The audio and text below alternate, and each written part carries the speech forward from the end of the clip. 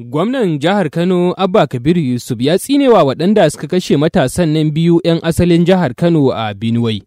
Gwamnan ya yi wannan tsinuwa ne yayin da ya je ta'aziyya ga iyaye da 'yan uwan matasan da aka kashe tare da tawagar wakilan gwamnatin jihar Benue da suka zo jihar Kano domin jajantawa al'umma. Ga ƙarin bayani a rahoton wakilinmu Ahmad Adamu Rimin Gado.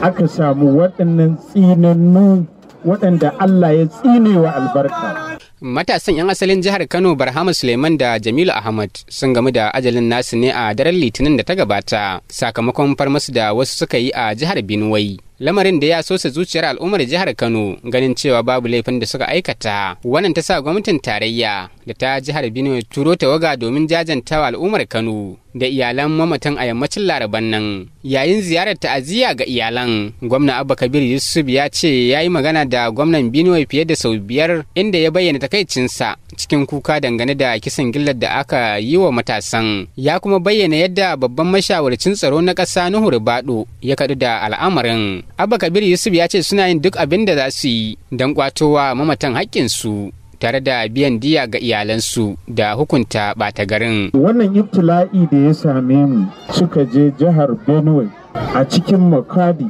aka samu waɗannan tsinannu waɗanda Allah ya tsinewa albarka. Sun yi sallan magaribansu, sun yi isha, sun tsaya su sa shayi a cikinsu, waɗannan tsinannun mutane suka afka musu.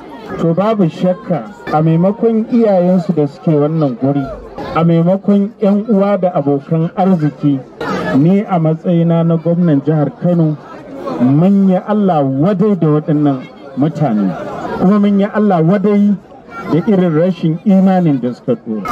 Wannan ibtila'i da ya same mu kamar yadda kuka ji muna nan muna yin duk abin da za mu yi sai mun kwato musu haƙƙinsu. Musamman magana diyan nan da ake magana, diya dole ce ta zama dole a biya diya na waɗannan mutane. A nasa ɓangaren wanda ya jagoranci tawagar gwamnatin jihar Benue, babban mashawarci ga gwamnan jihar Muhammad Baba ya ce gwamnatin jihar ta koka kan kisan matasan kuma tuni ta ba da umarnin kamawa da hukunta su. Ya ce gwamnatin jihar tana baiwa gwamnati da al'ummar jihar Kano haƙuri bisa abin da ya faru. Waɗannan mutane da suka yi wani abu ba wani abu bane, criminal ne, barayi ne, waɗanda suka yi angushi suka buga ne a hanya suka yi wannan ta'adi, ba wai 'yan gari bane. Wani abin ya bata masa ne ba kaɗan ba, nan take ya sa aka zuba security duk dajin wajen gaba ɗaya aka kewaye. To Allah da girmansa Allah ya bada iko an kama mutane 5 a cikin su, suna na kulle zuwa ka station. Gwamnati kuma ya sake faɗaɗa ya ce a ci gaba da nima har sai an kamo su gaba daya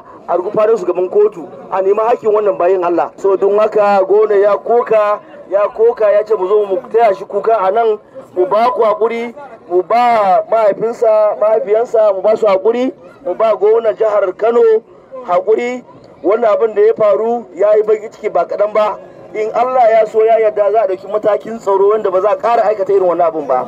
Shugaban majalisar malamai na Kano, Sheikh Ibrahim Khalil, shine mahaifin matasan da aka kashe din, ya bayyana illar ɗaukar doka a hannu tare da kiran komawa ga shugabanni idan wani al'amari ya taso. Da ka wajibi ne mu sani shugabanci shine rayuwa. Bayan da za ka samu rayuwa a tsaye in babu shugabanci. Amma idan kowa ya zama da zai kama gaban kansa ya yi gaban kansa, to bayan da za a yi rayuwa ta kyau. Da haka wajibi ne ku sani shugabanci shine farko. Komai ya taso akan mutane su koma ga shugabanninsu. Su shugabanni su yi jagoranci. Muna godiya ga Allah da ya sa gwamna da jama'a suka ba wa abu muhimmanci. Muna ƙara godiya gare su kamar yadda muke godiya ga shi kansa yana sai da jama'arsa duk, shi kansa gwamnan Benue da jama'arsa duk muna gode musu. Waɗannan yara muna fata Allah ya gafarta musu, Allah ya musu rahama, Allah kuma ubangiji ya sa wannan ya zama kafara gare su. A baya-bayan nan dai an fuskanci kisan matafiya a hanyoyin ƙasar nan, lamarin da ke ƙara fito da girman matsalar tsaron da al'umma ke ciki.